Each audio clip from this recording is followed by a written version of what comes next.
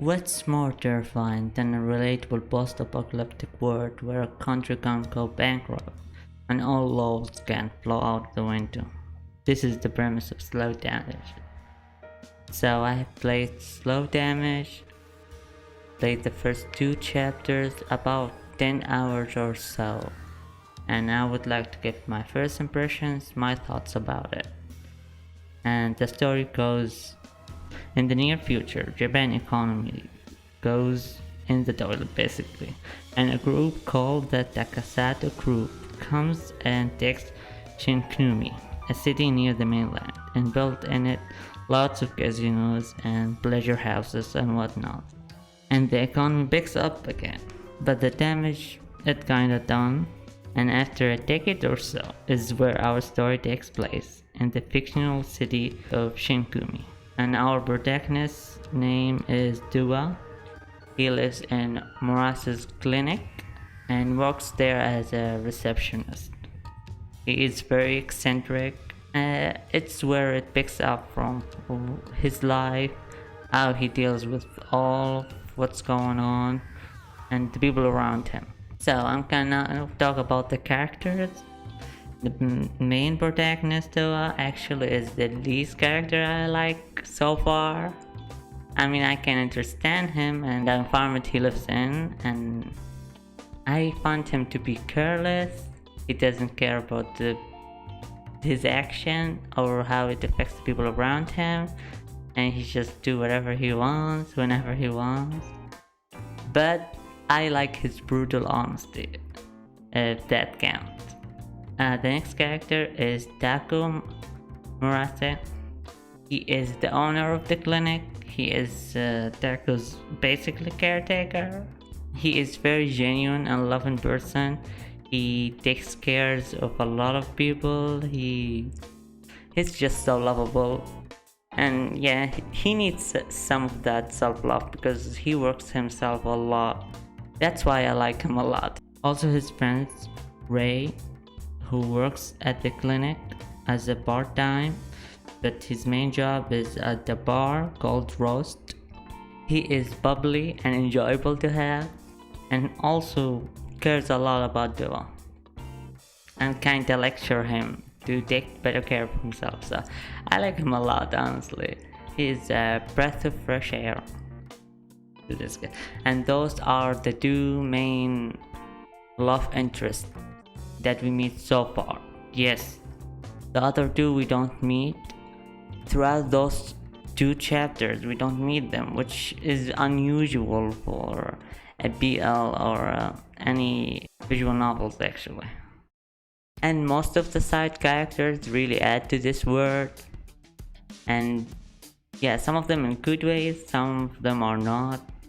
It just shows you how dynamic this world is, and how it can be mundane but also very dangerous at the same time.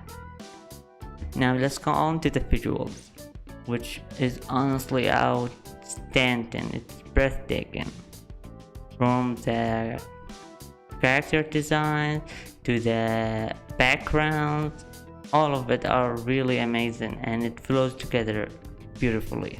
And it's quite dynamic also, which you don't see in a lot of visual novels, and makes you feel like this is like a moving picture rather than a visual novel. Like, he speaks about lighting a cigarette and you see it, and then it returns back to another CG. It adds a lot to the experience. So yeah, I have nothing but praises to the visuals, and character designs are really beautiful, and all of them is like adult looking like that, and it is a very mature visual novel, that's why, and I like it for that. And the music and voice acting also very beautiful. The musics are, for the most part, very fitting, I would say, but sometimes it's kind of wild, and I like it for that, especially at the exploration segment, which we will get to. This is one of the mechanics that this game have, exploration, where certain time in the story that You need to go to a certain place, but you have some time to kill, so you can explore. And when you explore, you interact with people you know, and you get some keywords that it will help you later on. And you can just skip it all and go straight to your destination, but I would not recommend it because the city feels more alive that way, and I like to do everything in it. And the other new thing is the interrogation. This is where I think the story may diverge or something, and the interrogation goes in different ways depending on you where you respond, and you have different responses, and you have the hourglass, and it goes up and down depending on your response, and it shows you the euphoria level. Also in the background there is some, I think it is the wound level. By talking to people and exploiting them more, it grows bigger, and the madness bonus goes with it, and you have to calm them down. Listen, this is one of the minor grubs that I have, the tutorials for this segment especially, because it throws you everything at once, and sometimes you just don't get it, and then they leave you for your own devices to do with it wherever you want. I would have liked more thorough explanation, and not all of them at the same time at the beginning of the game when you don't know anything about it. I like if they walked you through it one by one as it was happening. I would have liked it more. It's complex and it's not easy to figure it out, and I think they could have done a better job at explaining it.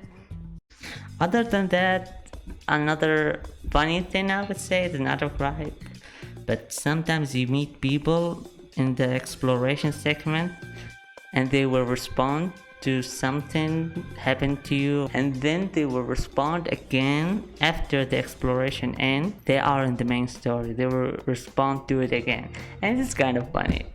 I know they did that because the exploration is skippable and they want the story to go smoothly, so they acknowledge it again. I get it, but it's kind of funny. So my final thought for this game is I enjoyed it a lot. It keeps gripping me and wanting me to find out more, to live in this relatable world but yet so terrifying. And I have to give a warning to anyone who doesn't like dark and grotesque and bloody games. I don't think this one is for you, especially if you are looking for like romance or BL scenes or something, because up until now, 2 chapters in, I think 10 hours or so in it, there's nothing of it. There's none yet, and I don't know how it will shape out to be. But yeah, if you want a dark story with a lot of heavy themes, a lot of it delves into a lot of dark things, you will like this game. You will enjoy it, and there are some light to it. It's not all just dark and gritty. There's some light-hearted moment, but there's also some dark and bleak moment as well. So if you don't mind this kind of games and you like rich story driven, and you don't mind the BL element of it, or the blood, or the nonchalant way they talk about serious stuff because they are so used to it, I recommend this visual novel, and they did a great job to translate it and stuff. Yeah, I didn't speak about the font or the background of it. It's all very good and well done, and I like it a lot. So yeah, this is my first impressions for this visual novel, Slow Damage. It is slowly damaging me, and I'm okay with it. Thank you so much for sticking around, and if you liked the video, you know what to do. I love you all. Bye.